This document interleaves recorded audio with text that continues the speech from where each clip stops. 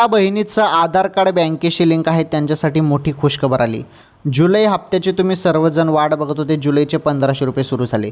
जून हप्त्यानंतर आता जुलैचे 1500 रुपये सुरू झाले. आधार कार्ड बँकेशी लिंक असेल तर हे पैसे तुमच्या खात्यात थेट डायरेक्ट जमा होणार आहेत.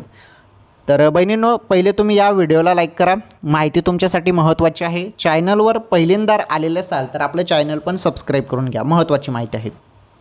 तुम्हाला सर्वांना माहीत आहे, लाडकी बहीण योजना राज्यातील ही सर्वात फेमस योजना आहे. आणि लाडकी बहीण योजनेमार्फत दर महिन्याला तुमच्या खात्यात 1500 रुपये जमा होतात. बरोबर, दर महिन्याला तुमच्या खात्यात 1500 रुपये जमा होतात.